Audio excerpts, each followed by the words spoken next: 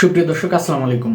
অথচ আমরা আওয়ামী লীগকে দোষ দিতাম যে এই আওয়ামী লীগ ভারতের তাবেদারি করতো, ভারতকে সবসময় তেল মাখায় চলতো, গ্যাস দিয়ে দিতেছে, বিদ্যুৎ দিয়ে দিতেছে। অথচ এখন কি সেই মানুষদের কি চোখে পড়তেছে না যে এই আমাদের দেশটা আমেরিকাকে দিয়ে দেওয়া হচ্ছে? বাংলাদেশ আমেরিকার যে হাতে, অর্থাৎ ডিপি ওয়ার্ল্ড যে কোম্পানি, তাদের হাতে বাংলাদেশের যে পোর্ট সেগুলা তুলে দিতে চাচ্ছে। এবং বাংলাদেশের যে শ্রমিক যারা ওই পোর্টে কাজ করত, তারা বিদ্রোহ করতেছে যে না, আমাদের পোর্ট আমরা নিজেদেরই রাখবো, বাহিরের দেশকে দেব না। তো এই আন্দোলনের বিরুদ্ধে আবার এই হাসনাত আবদুল্লাহরা এবং সরকার বিভিন্নভাবে বলতেছে যে এর বিরুদ্ধে বিপ্লব হবে।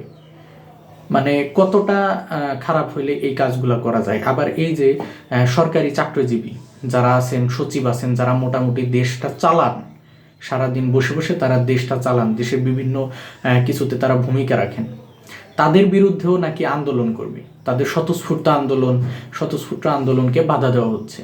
অথচ আওয়ামী লীগকে আমরা দোষ দিতাম যে আওয়ামী লীগ দেশের কথা ভাবতো না, আওয়ামী লীগ দেশের স্বার্থ বিকে দিত। তাহলে এখন কি হচ্ছে? এখন যেগুলা হচ্ছে এগুলা কি হচ্ছে? কোনো একটা আন্দোলন আপনি করতে দিবেন না, সরকারের বিরুদ্ধে যে কথাগুলো যাবে সেগুলো বলতে দিবেন না। তাইলে কি আপনি আওয়ামী লীগের যে বড় স্বৈরাচার হয়ে যাইতেছেন না? তাহলে স্বৈরাচার কি হচ্ছে? আর আওয়ামী লীগ যেভাবে দেশটাকে চালাইতো, যেই মানুষকে যেভাবে নিয়ন্ত্রণ করা যায় সেইভাবেই কিন্তু নিয়ন্ত্রণ করতো।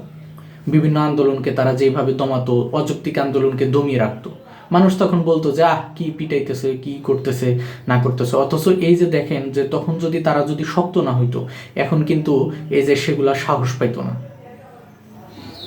তারা কিন্তু আওয়ামী লীগ কিন্তু এইভাবে দমন করছে দেখা মানুষ বিভিন্নভাবে দুর্নাম বলতো। কিন্তু এখন দেখেন যে এই যে আন্দোলন যে করতে দেওয়া হচ্ছে, একদম স্বাধীন সার্বভৌম করে দেওয়া হচ্ছে, বিভিন্ন অযৌক্তিক আন্দোলন নিয়েও কিন্তু যমুনায় যাওয়া হচ্ছে। তাহলে কি আমরা বলতে পারি না যে না, আগের জনই ঠিক ছিল? বিভিন্নভাবে মেধাশক্তিকে কাজে লাগিয়ে বা করিডোর ইস্যুতে বা যে কোনো ইস্যুতে সেনাবাহিনীকে কিন্তু বিতর্কিত করা হচ্ছে। অথচ আওয়ামী লীগের আমলে সেনাবাহিনী কিন্তু ছিল সবচেয়ে সুদক্ষ এবং বিতর্কহীন। কোনো বিতর্ক এদের বিরুদ্ধে ছিল না, মানুষ ভয় পাইতো। আর এই সেনাবাহিনীকে এখন ন্যাংটা করে দেওয়া হচ্ছে।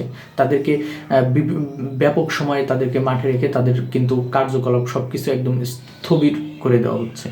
পুলিশকে যেখানে ন্যাংটা করে দিয়েছে, পুলিশ আর আগের মতো পাওয়ার দেখাতে পারতেছে না। পুলিশের গায়ে মানুষ কেতুকুতু দিচ্ছে, তাদের কোনো পাওয়ার নাই, পাওয়ারহীন করে রাখা হয়েছে। এগুলার ফল কি মানুষ এখন দেখতেছে না? এগুলার ফল যে হিতে বিপরীত হচ্ছে এটা কিন্তু এখন ক্লিয়ার। আবার ঠিক একইভাবে এই যে দেখেন আপনার সেনাবাহিনীর সাথে সবচেয়ে একটা বড় যে সরকারি চাকরিজীবী, এদেরকে দমানোর চেষ্টা করা হচ্ছে। অথচ এরা কিন্তু দেশটা পরিচালনা করে, দেশের বিভিন্ন দায়িত্ব নেয়, দেশের বিভিন্ন কর্তব্য কিন্তু পালন করে, অথচ এদেরকে দমানো হচ্ছে। সব মিলিয়ে যেই এই সরকারের বিরুদ্ধে কথা বলবে বা ভালো কথা বলবে বা দেশের স্বার্থে কথা বলবে, তাদেরকে কিন্তু বিতর্কিত করা হচ্ছে। আল্লাহ হাফেজ।